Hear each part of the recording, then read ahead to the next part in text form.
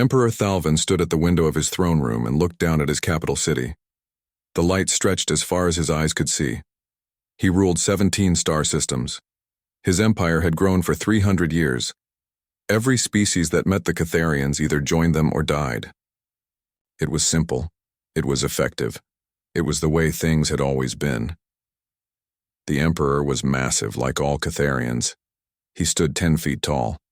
His body was covered in a natural armor that could stop most weapons. His compound eyes saw colors and lights that other species could not imagine. His people were hunters. They were predators. They had evolved to be the strongest, and they had built an empire on that strength. When the humans first asked for a meeting, Thalvin had laughed. He had seen the images of them. They were small. They were soft. Their skin had no armor. They had only 2 eyes. Their teeth were flat and weak. They looked like prey animals, not a species that could travel between stars. But the humans had faster-than-light ships. They had colonies on dozens of worlds. They had technology that was almost as advanced as the Catharians, so Thalvin agreed to meet with them. He expected it would be quick. He would show them his power, and they would submit. That was how it always worked. Ambassador Doyen arrived with his team 3 days ago. He was average height for a human, which made him look like a child standing next to the Catharians. He had dark hair and dark eyes. He wore simple clothes, not armor. He smiled often, which showed his teeth. The Catharians found this disturbing. In their culture, showing teeth was a threat. But Doyen did it like it was normal. The first meetings went nowhere. Thalvin showed the humans holographic displays of conquered worlds. He showed them fleets of Catharian warships destroying enemy vessels. He showed them cities burning and populations kneeling in submission. This usually worked. Most species saw the destruction and agreed to any terms Thalvin demanded. Doyen watched all of it carefully. He took notes. He asked questions about dates and numbers. But he did not seem afraid. When Thalvin finished and presented his demands, Doyen simply said no. No? Thalvin repeated. No one said no to him.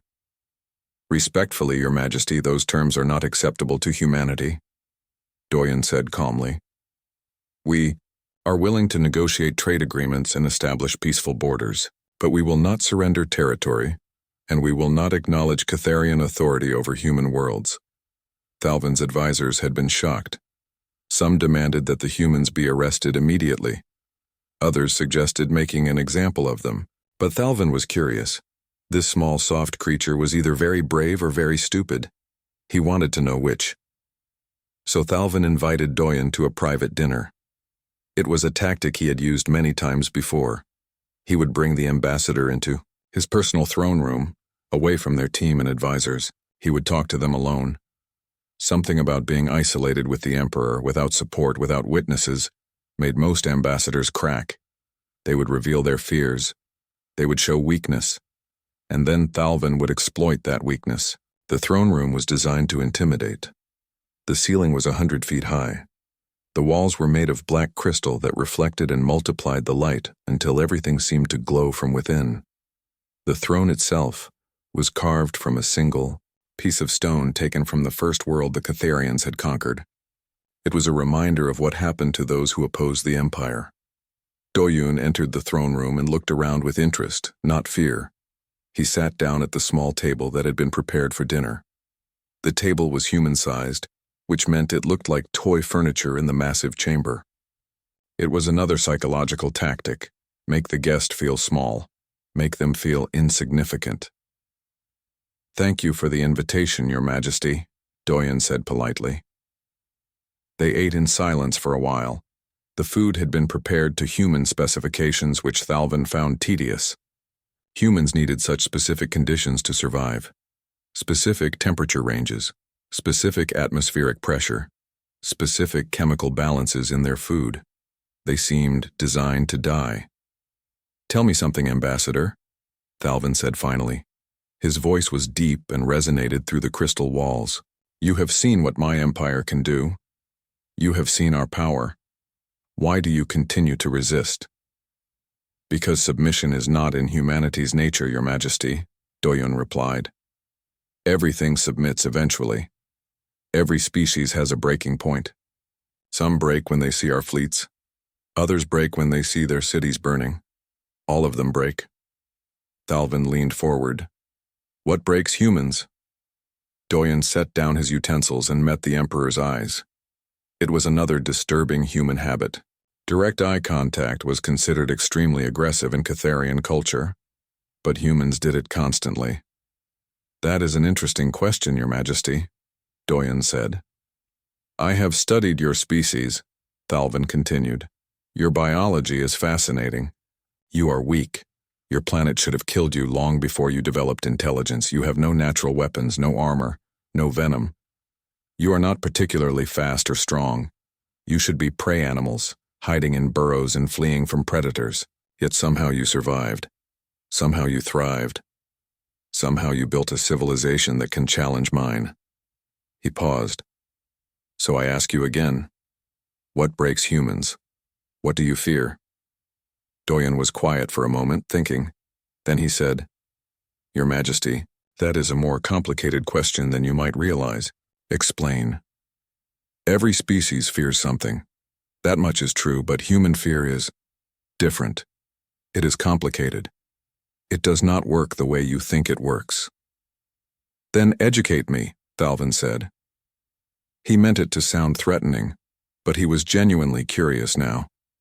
I could tell you, Doyen said slowly, but I think you would not believe me. You would think I was lying or exaggerating. So instead, would you permit me to show you? Show me. Give me access to your Imperial archives and your computing systems. Give me 3 days to prepare a presentation. Then I will answer your question completely. Thalvin considered this. It could be a trick. The human could be trying to access classified information or plant some kind of virus in the Catharian systems. But Doyen would be monitored constantly. Any attempt at sabotage would be detected immediately. And besides, Thalvin was too intrigued to refuse. Very well, the Emperor said. You have 3 days. But Ambassador, if you waste my time with lies or propaganda, there will be consequences. I understand, Your Majesty. I promise you what I show you will be the truth. Whether you believe it or not, that will be up to you. Doyen stood and bowed politely, then left the throne room. Thalvin watched him go. The human walked with confidence, not fear. His steps were steady. His breathing was calm. There was no sign of the panic that usually set in after a private meeting with the Emperor. Thalvin's chief advisor, Counselor Veshera, emerged from the shadows. She had been watching the entire conversation from a hidden alcove. What do you think he is planning? She asked. I do not know, Thalvin admitted. But I am interested to find out. This human is different from the others we have encountered. He does not respond to fear the way he should. Perhaps he is simply foolish, Veshera suggested. Perhaps he does not understand the danger he is in. No, Thalvin said thoughtfully. He understands. I am certain of that. He knows exactly how dangerous this situation is. And yet he shows no fear. That is what interests me. What kind of species produces ambassadors who cannot be intimidated? A species that will be difficult to conquer, Veshera said. Or, Thalvin said slowly, a species that has already conquered something more difficult than us. What could be more difficult than facing the Catharian Empire? Thalvin did not answer. He was thinking about Doyen's words. Human fear is different. It is complicated. What could that mean? 3 days later he would find out. And the answer would change everything he believed about fear, about strength, and about what it meant to be powerful. 3 days passed quickly. Ambassador Doyen spent most of that time working in a secure room that the Catharians had provided. He had access to their computing systems, though everything he did was monitored. Thalvin's security team watched his every action, looking for anything suspicious. They found nothing. The human simply researched and prepared his presentation. On the 3rd day, Thalvin gathered his High Council in the Grand Assembly Hall. This was where important decisions were made, where declarations of war were announced, where treaties were signed. The hall could hold 10,000 Catharians, but today it was nearly empty. Only the Emperor and his 12 highest counselors were present. Thalvin wanted to hear what the human had to say before sharing it with anyone else. Doyen entered the hall carrying a small data device. He looked tiny in the enormous space, but he walked to the center of the floor without hesitation. He connected his device to the Catharian projection system and turned to face the Emperor. "Thank you for this opportunity, Your Majesty," Doyen said. His voice echoed in the vast chamber. "You asked me what terrifies humans. I am going to answer that question, but I need you to keep an open mind. What I show you will seem strange at first. You may not understand it immediately, but I promise everything I show you is true." "Proceed," Thalvin said from his throne. Doyen activated the projection system. A holographic image appeared in the center of the hall. It was a small creature with 8 legs and multiple eyes. It was covered in hair. It looked fragile and insignificant. "This," Doyen said, "is what humans call a spider. On Earth, most spiders are about this size, 2 centimeters across, roughly. They are harmless to humans. In fact, they are helpful. They eat insects that spread diseases and damage our crops." Counselor Veshra made a clicking sound with her mandibles. "Why are you showing us this creature?" "It is nothing. It is prey." "I am showing you terror," Doyen replied calmly. He changed the image. Now the projection showed humans reacting to spiders. A grown man jumping back from a tiny spider on a wall, a woman screaming and running from a spider in her house, a person using a long stick to remove a spider rather than getting close to it, someone spraying poison to kill a spider that was minding its own business. 30% of humans experience some level of fear when they see a spider, Doyen explained. 10% of humans have severe, debilitating fear. We call it arachnophobia. Humans have crashed their vehicles because a spider appeared while they were driving. Humans have burned down their own homes trying to kill spiders. Humans have had complete psychological breakdowns because of these tiny, harmless creatures. The Catharian counselors looked at each other in confusion. One of them, Counselor Hune, spoke up. "This makes no sense. The creature cannot harm you. It is smaller than your smallest finger. Why would an intelligent species fear something so insignificant?" "That is an excellent question," Doyen said. "And the answer is evolution. You see, on Earth, there are some species of spiders that are dangerous. Very few, but some. They have venom that can kill humans. So our ancestors learned to fear all spiders just to be safe. Better to run from 100 harmless spiders than to fail to run from one dangerous one. That fear got programmed into our brains over millions of years. And now, even though most spiders are harmless, even though humans know intellectually that the spider cannot hurt them, we still feel that fear." Thalvin leaned forward on his throne. "You are telling me that humanity is controlled by irrational fears? Fears that have no basis in current reality?" "Not just spiders, Your Majesty," Doyen said. He changed the projection again. Now it showed images of different situations. A dark room. A high cliff. A small enclosed space. Deep water. An open field with no shelter. A crowd of people pressed close together. An empty landscape with no people at all. For each image, Doyen provided information. Fear of the dark. 50% of humans experience this to some degree. We evolved fearing the dark because predators hunted us at night. Fear of heights. 60% of humans feel uncomfortable at high elevations. We evolved this fear because falling from heights kills us. Fear of enclosed spaces. 12% of humans have claustrophobia. We fear being trapped because trapped prey is dead prey. Fear of deep water. 45% of humans fear deep water. We evolved this because we can drown. Fear of open spaces. 5% of humans have agoraphobia. We evolved this because open spaces left us vulnerable to predators and weather. Fear of crowds. 7% of humans fear large groups of people. Fear of being alone. 10% of humans fear isolation. The list went on and on. Doyen showed them dozens of human fears, each with percentages and explanations. The Catharian counselors watched in growing disbelief. "Your species," one counselor said slowly, "is afraid of everything. How do you function? How do you leave your homes? How do you accomplish anything?" "Another excellent question," Doyen said with a slight smile. "And now we arrive at the important part." He changed the projection once more. This time it showed humans doing remarkable things. Firefighters running into burning buildings while everyone else ran out. Deep-sea divers descending thousands of meters into crushing darkness. Astronauts climbing into spacecraft that were essentially controlled explosions. Soldiers charging forward into enemy fire. Mountain climbers scaling impossible peaks. Cave explorers crawling through tiny passages deep underground. Sailors crossing violent oceans in small boats.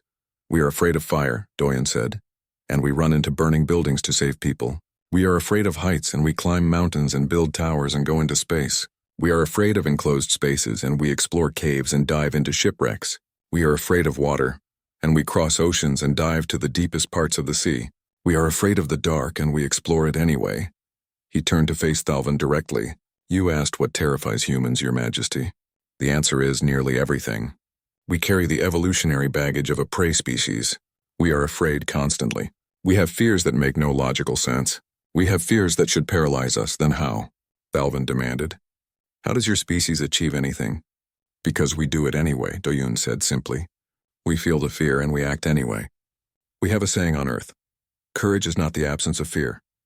Courage is being afraid and doing it anyway. The throne room was silent. The Catharian counselors were trying to process what they had heard. It contradicted everything they understood about fear. In Catharian culture, fear was simple. The strong made others afraid. The weak felt afraid. Those who felt fear were inferior. Those who caused fear were superior. It was the foundation of their entire civilization, their entire religion.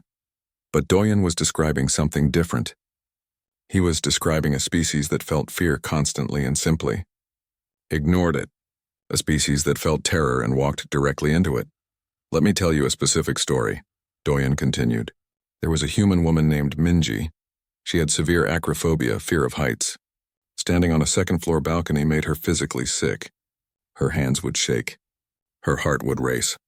She would feel dizzy and nauseous. Do you know what job she chose? No one answered.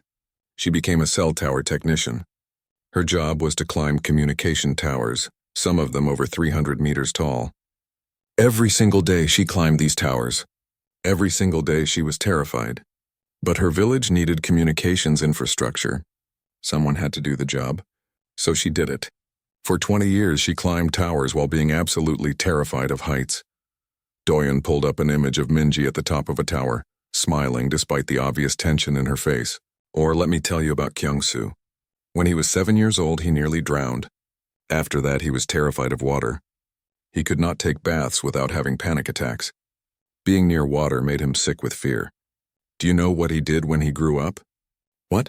Counselor Hyun asked quietly. He joined the Navy. He spent 30 years working on ships surrounded by water, terrified every moment. But his nation needed sailors, and he was qualified. So he served. Doyen showed them more examples. Miners with claustrophobia working deep underground because their communities needed the resources. Biologists with arachnophobia studying spiders because someone needed to develop better anti-venoms. Nurses with a fear of blood working in emergency rooms because people needed help. You conquer through strength, Doyen said to Thalvin. You overwhelm your enemies with superior force. You make them afraid and they submit. That is your way. Yes, Thalvin said. But humans, Doyen continued, we conquer ourselves first. Before we can face any external enemy, we have to face the enemy inside our own minds. Every day, millions of humans wake up afraid and do difficult things anyway. Every day we push past our fears not because the fears go away, but because something is more important than the fear. He looked around at all the assembled counselors. You asked what breaks humans, Your Majesty. The truth is we are already broken. We are bundles of fears and anxieties and terrors. We are prey animals who somehow ended up at the top of the food chain. We are weak and soft and scared, but we are also the species that does it anyway. We are the species that looks at our fears and says, yes, I am terrified, but I'm going to do this anyway because it needs to be done.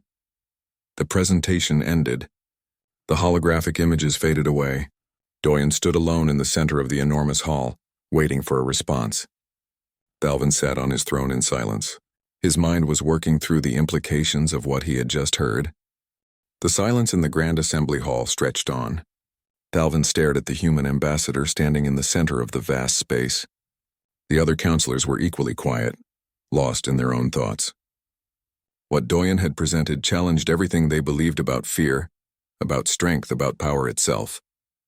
Finally, Counselor Veshra spoke. This is a compelling narrative, Ambassador. But narratives can be fabricated. You have shown us images and told us stories. How do we know any of this is true? How do we know this is not simply propaganda designed to make your species seem more impressive than it actually is? Doyen nodded slowly. That is a fair concern, counselor. I would be skeptical too. What proof would you consider adequate? Before Veshra could answer, Thalvin spoke. I have a proposal. You say humans act despite their fears. You say they push through terror to accomplish their goals. I want to see this demonstrated. What kind of demonstration, Your Majesty? Send your bravest warrior into a test of courage. One of my choosing. Something that requires facing fear directly. Then we will see how humans truly behave when confronted with terror.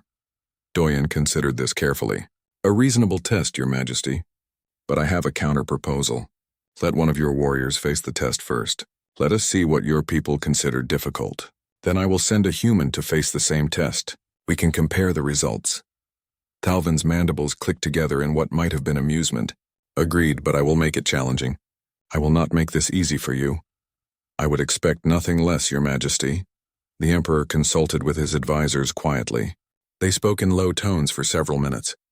Then Thalvin turned back to Doyen. We have decided. The test will be the Gauntlet of Kreshtar. Several of the counselors shifted uncomfortably at the mention of the name. Doyen noticed but said nothing. The Gauntlet is a trial we use to test candidates for our elite guard, Thalvin explained. It is a tunnel system built deep beneath the palace. The tunnels are designed to trigger every natural fear response that Catharians experience. Darkness, confined spaces, unpredictable threats, isolation, sensory confusion. Only our finest warriors can complete it. Most candidates fail within the first few minutes. What happens if someone fails? Doyen asked. They can exit at any time through emergency passages. No one is forced to continue if they cannot handle it.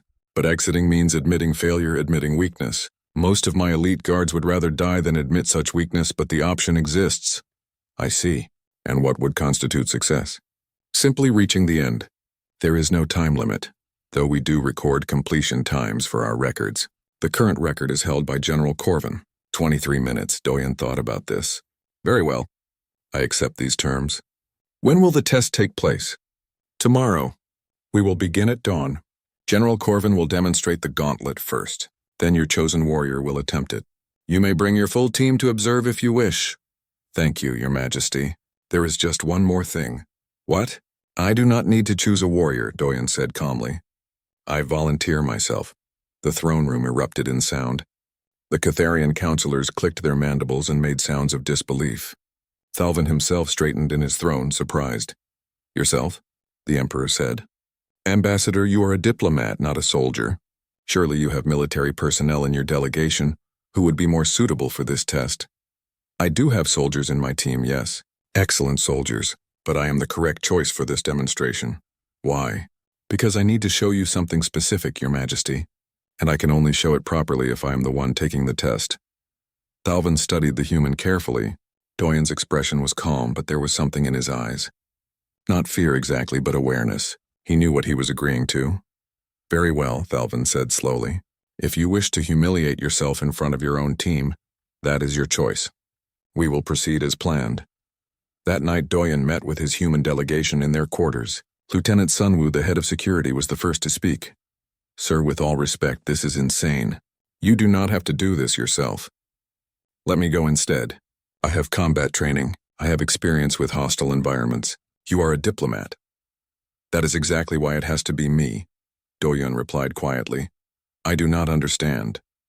Doyen sat down and looked at his team. There were 8 of them in total. All skilled professionals, all loyal, all concerned. The Emperor needs to see something specific, Doyen explained. He needs to see that fear is not limited to soldiers or warriors. He needs to see that ordinary humans face their fears every day. If I send you, Sunwoo, he will think, of course a soldier can handle fear.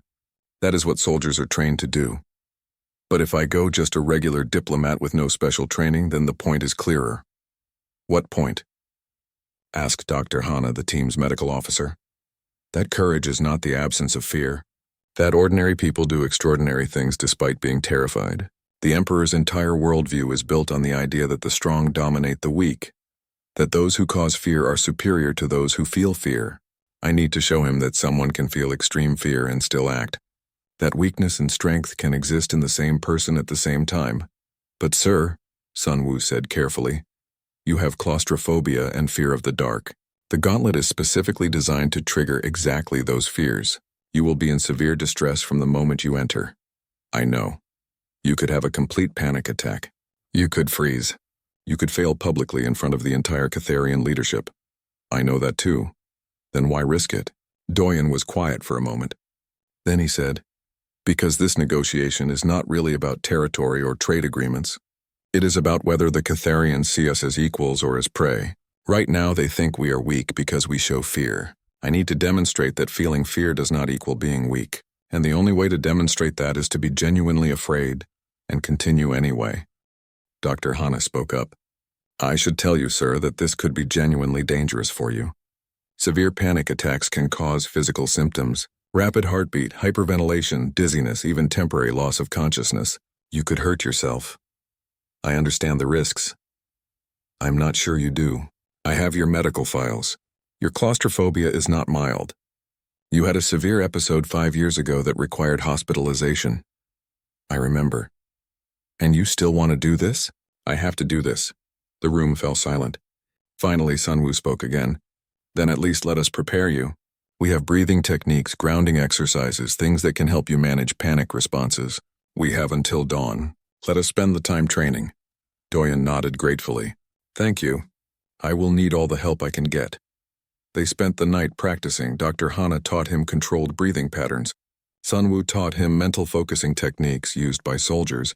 The others helped him practice staying calm while imagining worst-case scenarios. It was not much, but it was something. When dawn came, Doyen had not slept at all, but he felt as prepared as he could be. The gauntlet of Kreshtar was located deep beneath the Imperial Palace. The entrance was a simple circular opening in the floor, barely large enough for a Catharian to fit through. For a human, it looked like a well leading down into darkness. A crowd had gathered. Not a large crowd, but larger than yesterday. Word had spread that a human diplomat was going to attempt the gauntlet. Many Catharians had come to watch what they assumed would be a quick failure. General Corvin arrived in full armor. He was massive, even by Catharian standards, with scars covering his carapace from dozens of battles. He looked at Doyen with something that might have been pity. No shame in withdrawing, human, the general said. The gauntlet breaks even trained warriors. You are a civilian. I appreciate the concern, General, Doyen replied. But I am committed. Corvin nodded and approached the entrance. Without hesitation, he dropped into the opening and disappeared from sight. The observers watched through monitoring systems. Multiple cameras tracked Corvin's progress through the winding tunnels. The general moved with confidence and speed. When threats appeared from the shadows, programmed holographic predators and sudden loud noises, Corvin reacted smoothly. He was alert but not panicked. His breathing stayed steady. His movements stayed efficient. He emerged from the exit tunnel exactly 23 minutes after he entered, a new record tied with his previous best. The crowd made approving sounds. Corvin had demonstrated exactly what a Catharian warrior should be: strong, fearless, efficient. Then it was Doyun's turn. The human stood at the entrance and looked down into the darkness. Even from several feet away, the other humans could see his hands starting to shake. His breathing was already faster than normal. You can still withdraw, Emperor Thalvin said. There was no mockery in his voice now, only genuine concern. No, Your Majesty, Doyen said. His voice was steady even though his hands were not. I am going in. He sat down at the edge of the opening, took a deep breath, and dropped into the darkness. The monitoring screen showed Doyen landing in the first tunnel. The space was tight, barely wider than his shoulders. The only light came from bioluminescent strips along the floor, providing just enough illumination to see a few feet ahead. Doyen's distress was immediate and obvious. His breathing became rapid. His hands pressed against the walls as if trying to push them away. He stood frozen for a full minute, clearly struggling with panic. He is going to fail, Veshra predicted quietly. He cannot handle it. But then Doyen started moving forward. His progress was slow, much slower than Corvin's. He kept one hand on the wall at all times, feeling his way through the darkness. Every few steps he would stop and take several deep breaths. The first threat appeared. A holographic predator, something like a Catharian apex predator, lunged from a side passage. Corvin had barely reacted to these, recognizing them instantly as holograms. Doyen screamed and fell backward, pressing himself against the wall. It took him nearly 30 seconds to realize it was not real and continue forward. Doyen moved deeper into the gauntlet.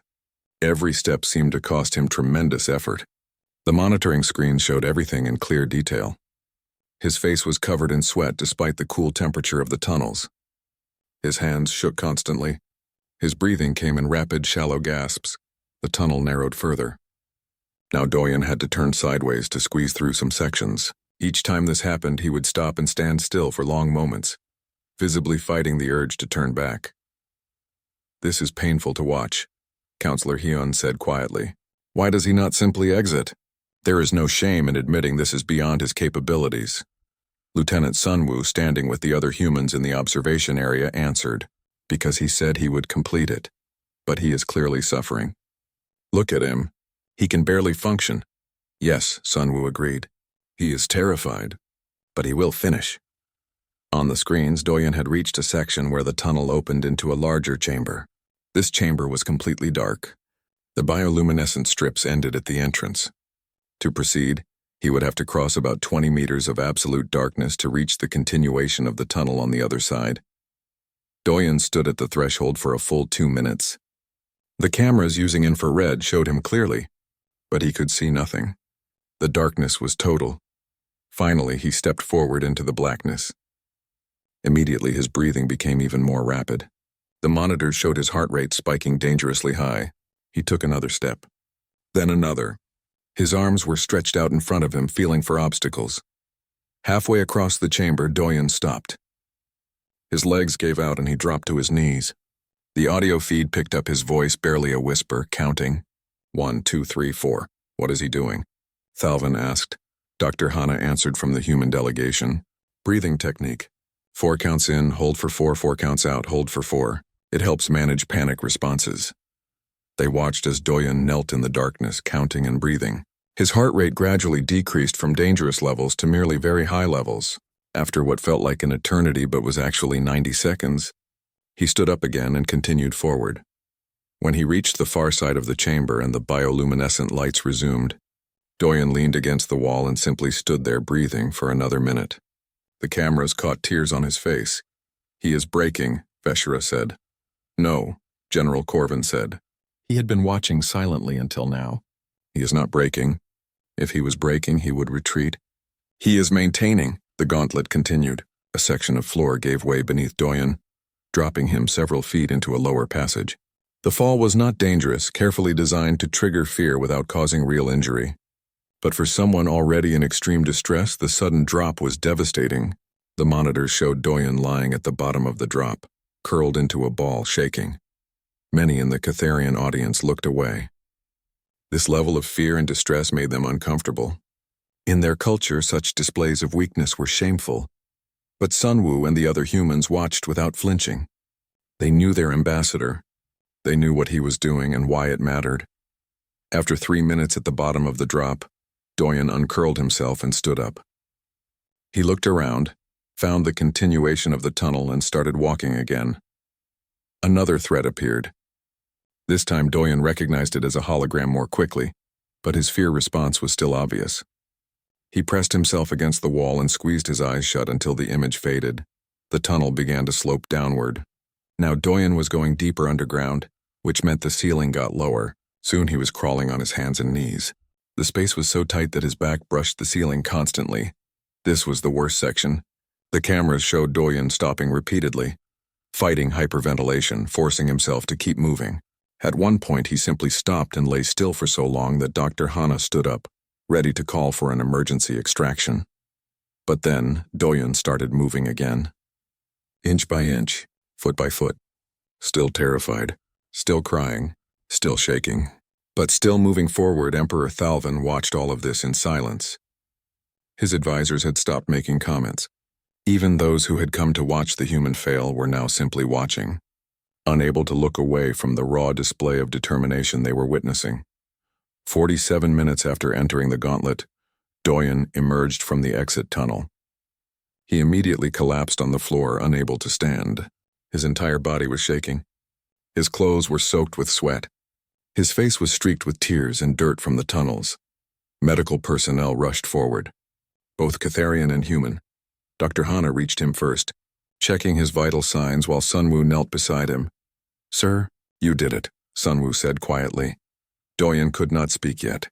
He just nodded, still shaking, still trying to get his breathing under control. The Catharian audience was silent. They had expected to see a human fail quickly and withdraw in shame.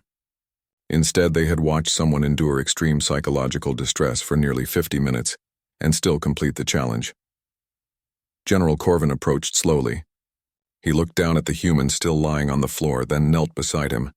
For a Catharian to kneel was a sign of great respect. "Ambassador Doyen," the general said formally, "I must ask you a question." Doyen managed to look up at him, still breathing hard. "Why?" Corvin asked simply. "You were terrified every single moment. I could see it. Everyone could see it. You suffered more in that tunnel than I thought possible for a sentient being to suffer, and still continue. Why did you not exit? Why did you put yourself through that?" Doyen struggled to sit up. Dr. Hana tried to make him lie back down, but he waved her off. He wanted to answer this question properly. "Because," Doyen said, his voice hoarse. "Stopping would have been easier than continuing. And humans do the hard thing. But there was no tactical advantage to continuing, no strategic benefit. You proved nothing that a soldier from your team could not have proved with less suffering. I proved exactly what I needed to prove, General. I proved that courage does not require fearlessness. I proved that ordinary people, not warriors or heroes, face their fears every day. I proved that fear and action can exist together." Corvin studied him for a long moment. Then he stood and offered his hand to help Doyen up. The human took it and managed to get to his feet, though he swayed unsteadily. "You have my respect, Ambassador," Corvin said formally. "I did not think that was possible when this day began, but you have earned it." Emperor Thalvin descended from his observation platform and approached Doyen directly. The human tried to bow, but Thalvin stopped him with a gesture. "No," the Emperor said. "Do not bow. You have proven something today that I did not think possible. You have shown me that fear and strength are not opposites. You have shown me that weakness and courage can exist in the same moment." "Your Majesty," Doyen said, still slightly breathless, "every human you will ever meet carries fears like this. Different fears, perhaps. Different triggers, but the same fundamental truth. We are all afraid of something, and we all choose to act anyway when something matters more than the fear." "This is how humanity conquered its world?" Thalvin asked. "This persistence in the face of terror?" "Yes, Your Majesty. We are not the strongest species. We are not the fastest or the most durable. We cannot survive in harsh environments without technology, but we are very, very persistent. We are very good at being afraid and doing it anyway." Counselor Vashura approached, her attitude noticeably different from before. "Ambassador, I must apologize. I doubted the truth of your presentation yesterday. I thought you were exaggerating human capabilities, but what you just demonstrated was real. That fear was genuine, and yet you completed a challenge that breaks most of our trained warriors. Thank you, Counselor, but I must be clear about something. What I did today was not exceptional by human standards. It was difficult, yes. It was unpleasant. But millions of humans do comparable things every day. They face their fears to go to jobs they need. They push through anxiety to care for their families. They overcome phobias to serve their communities. What you saw today was not a hero. It was just a human being human." This statement caused another wave of silence. The Catharians were processing what that meant. If this level of determination was normal for humans, not exceptional, then what did that say about humanity as a species? Emperor Thalvin turned to his assembled counselors. "We will adjourn for today. I need time to think about what I have witnessed. Ambassador Doyen, I invite you to return to your quarters and rest. We will continue our discussions tomorrow." "Thank you, Your Majesty." As the crowd dispersed, Thalvin remained standing in the chamber, looking at the entrance to the gauntlet. General Corvin approached him. "Your thoughts, my Emperor?" Corvin asked. "I am thinking," Thalvin said slowly, "that I have been wrong about many things. I have spent 300 years believing that fear is a weapon to be used against others, that those who cause fear are strong, and those who feel fear are weak. But this human has shown me something different. He has shown me that fear can be faced and overcome, that strength and fear can coexist. It troubles you. Yes, because if the humans are right about fear, then what does that say about our empire? We have built everything on making others afraid. But what if we have been wrong about what fear means? Corvin had no answer to that. Neither did Thalvin. But the question would not leave his mind. That night the Emperor could not rest. He stood in his private chambers thinking about everything he had seen and heard over the past 4 days. He thought about Doyun's presentation. He thought about the humans with their endless catalog of fears. He thought about Doyun in the gauntlet, terrified and crying and still moving forward. And he thought about his own people, who prided themselves on being fearless, who built their culture around causing fear rather than facing it. For the first time in his long life, Emperor Thalvin questioned the foundation of everything he believed. 3 days after the demonstration in the gauntlet, Emperor Thalvin sent a private message to Ambassador Doyun. The message was unusual because it came directly from the Emperor himself, not through diplomatic channels or advisors. It was even more unusual because it was a personal invitation to the Emperor's private chambers, not the throne room or any official meeting space. Doyun arrived at the appointed time. The guards at the entrance to the private chambers seemed surprised to see him, but let him pass without question. Inside he found Thalvin alone. No advisors, no guards, no witnesses. Just the Emperor standing by a window looking out at his city. "Thank you for coming, Ambassador," Thalvin said without turning around. "Of course, Your Majesty, though I admit I am curious about the reason for this meeting. Sit, please." Thalvin gestured to a cushion that had been prepared for human use. It was a sign of consideration that Doyun noted carefully. When both were seated, Thalvin was quiet for a long moment. Then he said, "I want to tell you something that very few people know. Something that in my culture is considered deeply shameful." Doyun waited silently. "I have ruled this empire for 300 years, Thalvin continued. "I have conquered 17 star systems. I have subjugated dozens of species. My people see me as the ultimate expression of Catharian strength and power. But there is something about me that no one knows. Your Majesty, if this is a private matter, you do not have to share it with me. No, I need to tell you, because what you showed me these past few days has made me realize something important." Thalvin turned to face Doyun directly. "When I was young, before I became Emperor, I had a fear. A very specific fear. There is a certain frequency of light that Catharians can perceive, but most other species cannot. It exists in the ultraviolet range. Most Catharians find this frequency beautiful, but to me it triggered intense fear responses, panic, nausea, the urge to flee. A phobia," Doyun said gently. "Yes. In your terms, it was a phobia. In Catharian terms, it was a shameful weakness that would have prevented me from ever holding power. So I had it corrected. I had implants installed that filter out that specific frequency of light. For 270 years I have not seen that light. I removed the source of my fear rather than facing it. That is a common response, Your Majesty. Many humans do the same thing. We avoid our fears when we can, but that is not what you did in the gauntlet. You walked directly into your fears. You experienced them fully, and you did not let them stop you." Thalvin stood and walked back to the window. "My entire life, my entire philosophy has been built on the idea that strength means never feeling fear. That power means making others afraid while remaining fearless yourself. But you have shown me that this is wrong. You have shown me that true strength might be feeling fear and acting anyway." Doyun considered his words carefully before responding. "Your Majesty, I cannot tell you what true strength is. Different cultures define it differently, but I can tell you what humans believe. We believe that courage is not the absence of fear. Courage is what you do with fear. You can feel fear and still make the right choice. You can be terrified and still do what needs to be done. And this is common among humans? This is normal. Yes, every day humans wake up afraid and go to work anyway. They take care of their children even though parenthood terrifies them. They speak in public even though it makes them nauseous with anxiety. They ask for help even though it makes them feel vulnerable. Fear is part of the human experience. We just do not let it be the only part." Thalvin was quiet again, thinking. Then he said, "I want to ask you something, and I need you to answer honestly, even if the answer might offend me." "I will do my best, Your Majesty." "Do you think my people are cowards?" The question hung in the air. Doyun thought carefully about how to answer. "No, Your Majesty. I do not think Catharians are cowards. You are physically brave. You face danger in battle without hesitation. You have built an empire through conquest, which requires tremendous courage. But I think you might have a different relationship with fear than humans do. You seem to view fear as something to be eliminated rather than managed. You remove sources of fear rather than learning to act despite fear. Neither approach is inherently wrong. They are just different. But you think the human approach is superior.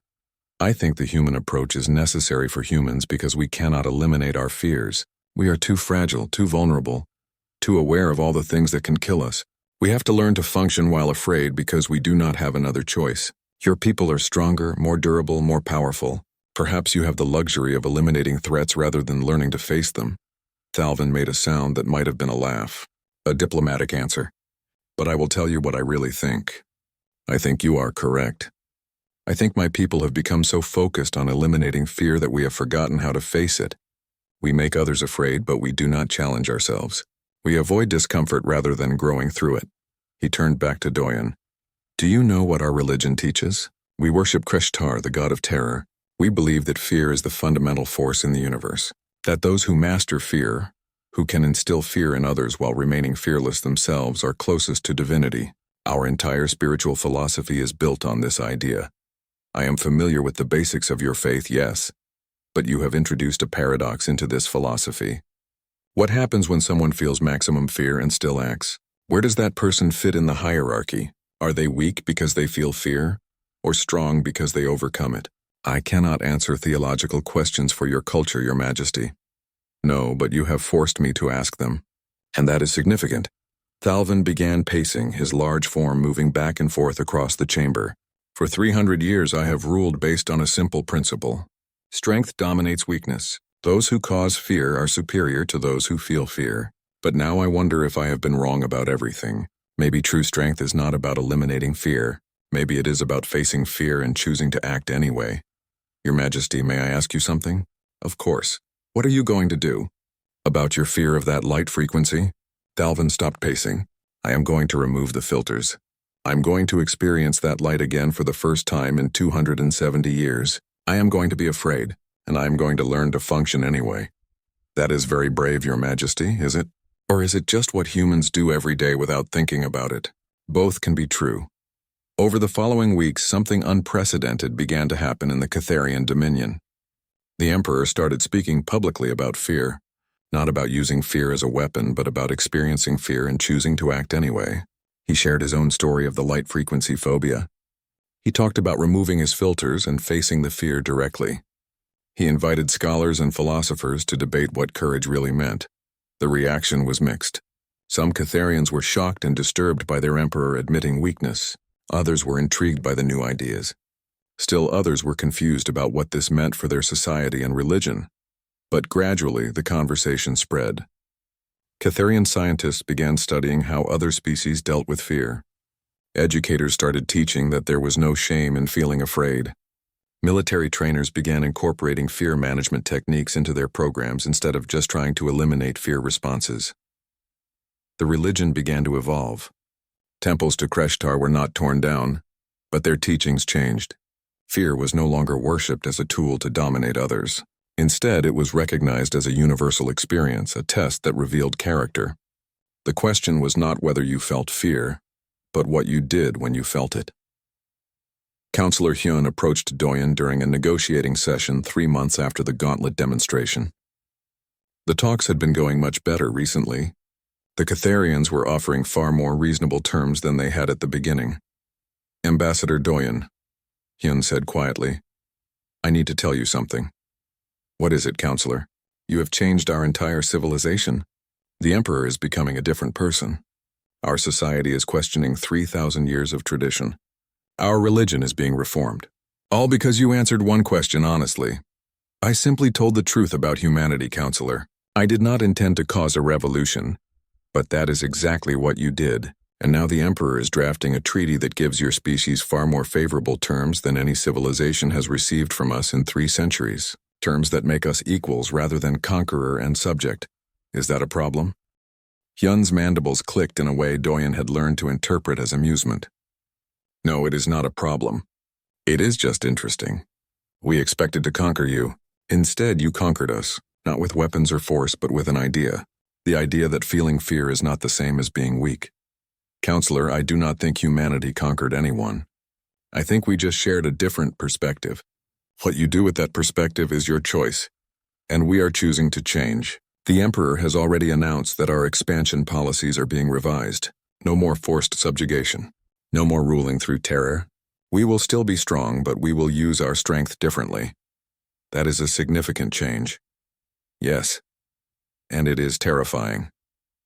Hyun laughed at her own word choice. See? I'm already thinking like a human. I am afraid of these changes, but I believe they are right. So I will support them anyway. On the day the treaty was finally signed, Emperor Thalvin made one last request. He asked Doyen to return to Earth and bring back information about human research into fear, anxiety, and courage. He wanted books, studies, therapeutic techniques, philosophical works, everything humanity had learned about fear over thousands of years. Your Majesty, may I ask why you want all this information? Doyen asked. Because I am afraid, Thalvin said simply. I am about to transform the spiritual and philosophical foundation of my entire empire. I am about to challenge 3,000 years of tradition. I am terrified that I am wrong. I am terrified that this will destroy everything my civilization has built. But I have learned from humans that being terrified is not a reason to stop. Being terrified means you are doing something important. Doyen smiled. Your Majesty, I think you understand humans better than most humans understand themselves. I am trying to learn. Your species has much to teach the galaxy, not about weapons or technology, but about something more fundamental, about how to be weak and strong at the same time, about how to be afraid and brave in the same moment.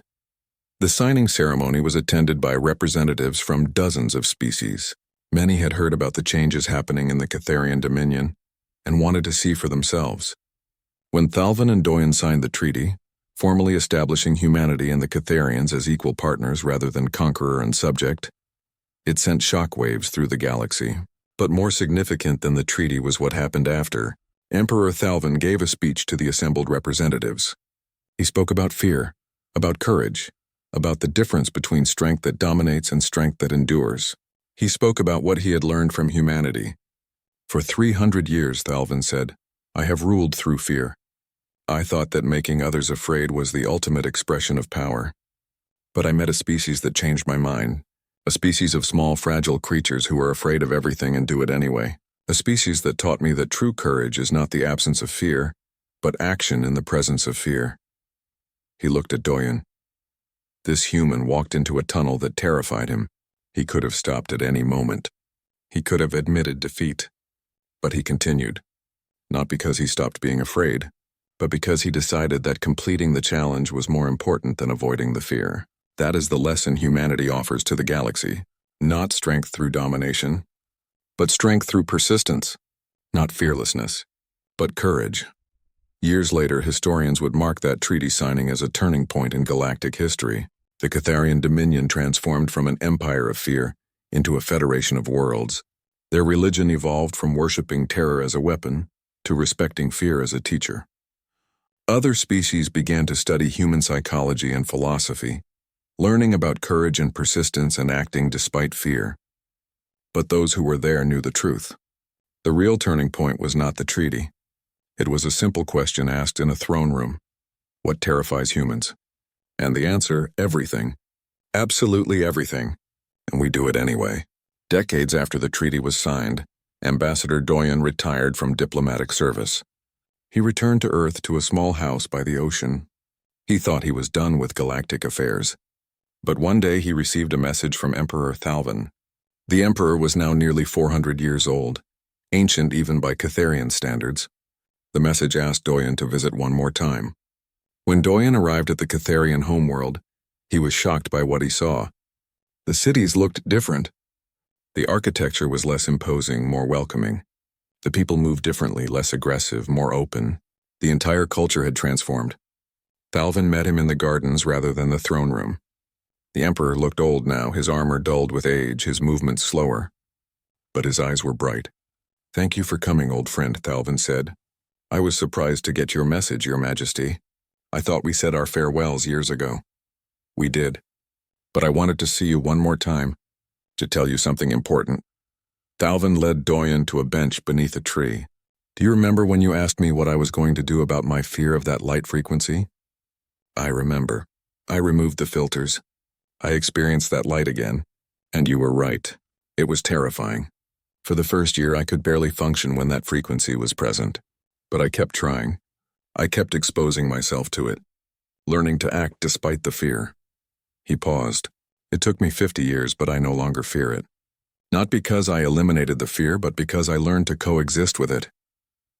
That is wonderful, Your Majesty. I wanted you to know that. I wanted you to know that you changed not just my empire, but my personal life. You taught me that fear is not the enemy. Avoidance is the enemy. Surrender is the enemy. But fear itself? Fear is just information. What matters is what you do with it. Doyen felt tears in his eyes. Your Majesty, I am honored to have played a role in your journey. You did more than play a role. You changed everything. Thalvin stood slowly. I have lived for nearly 400 years. I have conquered worlds. I have ruled an empire. But the proudest moment of my life was learning to face my fear. And I learned that from a species of small, fragile creatures who taught the galaxy that courage is not about being fearless. It is about being afraid and doing it anyway. As Doyen left the Catharian homeworld for the last time, he looked back at the planet. He thought about that first meeting when Thalvin had asked what terrified humans. He had expected it to be a simple negotiating tactic. He never imagined it would change the course of galactic history. But then again, that was humanity's gift to the galaxy. Not superior strength, not advanced weapons, just a simple truth that every human child learned. Fear is universal. Courage is choosing to act anyway. And sometimes that simple truth is enough to change everything.